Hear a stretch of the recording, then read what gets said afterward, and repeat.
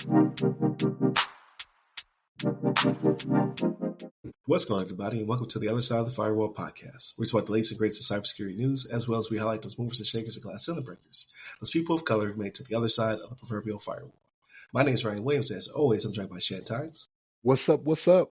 And Chris Abacon. What's going on, everybody? What's going on? So definitely continue to tune in throughout the week. So again, Monday, Tuesday are topics, Wednesday discussion, Thursdays Ask a CISSP. I have a couple, especially for the month of February, right? Black History Month. And then Fridays, everything else, movies, books, games, all that good stuff.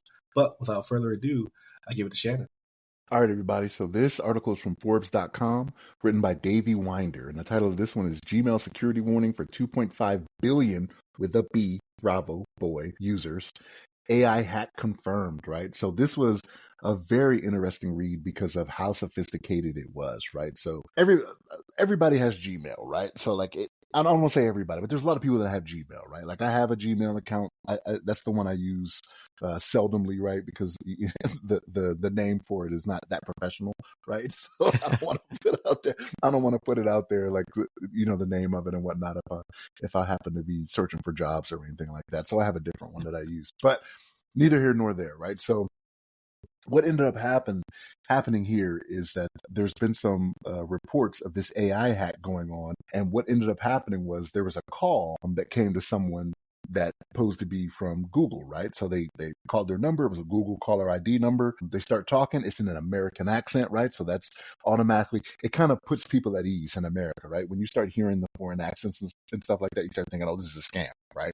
If it sounds African or Indian or something like that, that's kind of where people's heads go, right? I'm going to assume, I'm not going to say that for everybody, but it's kind of the first thing to look out for is like, hey, I'm about to get scammed here, right? So this guy gets a call, American accent. They tell him, hey, your account's been hacked.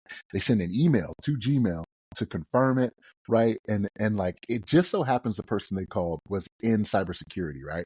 And so they didn't exactly fall for it, but it was one of those things where as you're reading it, you're like, man, this is pretty cool. Like it came from Google, like the email came from Google. It was a really good setup that they had here. But the big thing to remember here is that Google is not going to call you.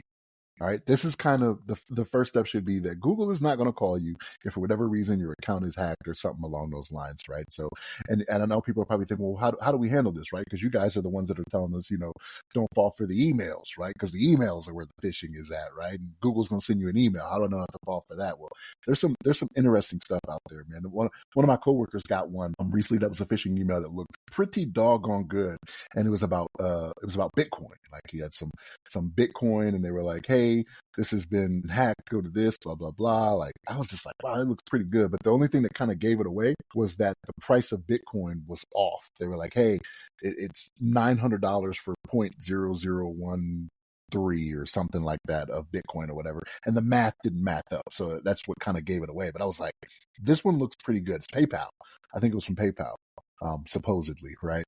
And I'm just like, wow, they're getting very good at this. But folks, be on the lookout there. So if for whatever reason you get a call from Google, or anybody like that, more likely than not, it's not a real thing, right? Because this AI is making it very easy for people to get out there and scam you in this day and age. But Chris, what's your thoughts on this? Yeah, so I mean, Gmail's been probably the most popular email platform in the world, like undisputed, right? But the article is pretty interesting because it does call out an advanced feature that some of you may or may not know that you're already using. It's called the Advanced Protection Program, right? It's highlighted at the end of the article. And essentially what it is, if you sign up for it, if you use it, you have additional protections to protect your account, specifically utilization of something called a passkey, right? A passkey is usually something that's biometric in nature, whether it's your Face ID, if it's a fingerprint, right? Or if you're using a FIDO approved, like some type of key, right? And it associates your account with something biometric. So it's something you have from the multi-factor authentication perspective and something you are. So it's two-factor in that sense. It's a very good way to ensure that there's just less attack factors coming in versus just knowing your password and your email. So it's really cool. Google goes into some examples. They have something called this Titan key, which is a FIDO open standard key. It's a USB-C key, right? But it's also got a fingerprint reader on it, right? So you can put on your laptop, right? It's pretty fancy, right? There's a lot of that. But for most use cases, Face ID or whatever biometric capabilities your phone has should be sufficient. So just there, you'll have instantly, like, you'll have 99% better security than without anything else, right? So it's really cool. What's cool about that is I've been using this for a long time, I guess, and I think I set it up a few years ago because I have my Face ID associated to my Gmail, right? And I never knew it was called the Advanced Protection Program until the gentleman in the article pointed it out. So it's pretty cool. So definitely for our listeners and viewers, definitely check out additional capabilities for Gmail. Go ahead and go to the Advanced Protection Program site. See if you can register your favorite passkey of choice, and it'll work, right? It might be more annoying if you're trying to, if you work in an area with, it doesn't allow phones or anything else. It might be annoying to get access to your email in a SCIF or something like that. But it'll be worth it at the end when your data and everything is protected. No, I think you bring up some good points. I don't believe I shouldn't tell that on the podcast, but I don't believe I set that part of it up, to be honest with you. Like, I have a bunch of, SMS and multi-factor, but I don't know if it's tied together. So that makes me want to actually dig into it as well. Because, I would like my Face ID to somehow be tied into it. Because for the most part, when I use my phone, right, like keychain and all the other stuff is all set up. But if it allows me to use my face, I do every single time. Because I just think that that's a really good biometric. Like, you can't just put a picture of somebody's face up and have it scan it, right? It usually is, well, to my knowledge, it cannot be tricked in that regard, right? Unlike a thumbprint or things like that can be spoofed fairly easily nowadays with just like a piece of tape, right? Or like a gummy bear. Or a gummy bear. I saw the gummy bear one. I was like, that's pretty cool. But I did find that to be interesting. But what I also took from this was people's willingness to interact with the person who calls them, and I think it just comes out of politeness, or you can even just say public decency, right? So I had my bank call me before because of fraud, right? Like, somebody had my card number a few years back and they were trying to buy something in a different state. So they called me to verify, like, what state are you in? And not as responsive probably as they would like. And when I got off the phone, my wife was like, that was rude. And I was like, what do you mean? She was like, why are you so short with that person who's trying to help you out? And I was like, I don't trust them. I'm going to log into my bank account. I'm going to, see if the bank sent me a document or an email within the account, and then see if that charge is actually exists, whatever. And it was legitimate. Like, the bank actually did call me, because very rarely, like Shannon said, like, Google's not going to call you, or, your a lot of people are not going to call you, but the bank actually did call me just to verify where I was at, because I traveled a lot. I was in the military. Microsoft's not going to call you. Yeah. I was in the military, so I did travel a lot, and they saw history there, right? Like, he jumps from state to state, and then he even goes overseas sometimes. Because Shannon will attest to this as well. Like, I am pretty short with telemarketers and things of that nature. He said I am a little bit rude, right? But because of our daily job and my background, so I was a telemarketer for like 3 or 4 months, and that was when I was in the delayed entry program, right? DEP. So when I was waiting to join the military, I quit my job thinking I was about to leave, and I didn't leave. So I had to find another job, and it was telemarketing. So I worked for a company that sold magazines.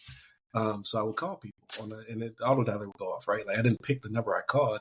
There was just a bunch of numbers in the system, and when the person hung up with you, it automatically dialed the next person.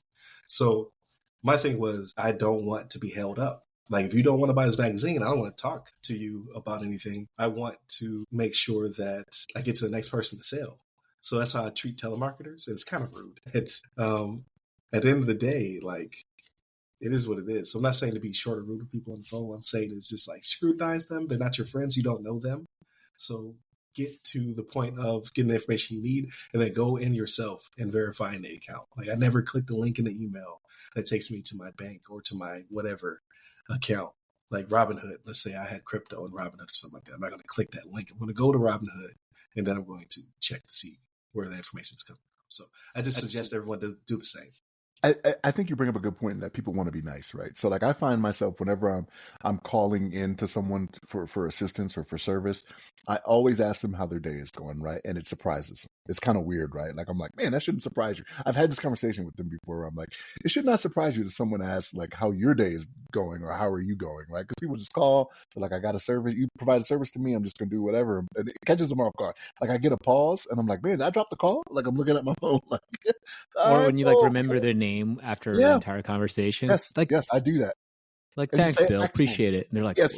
So I think the military has probably done this for us, right? So like in my first career field as a jet engine mechanic, we had like a phone etiquette class we had to do, right? Because like you could have possibly worked in the mission operations center, right?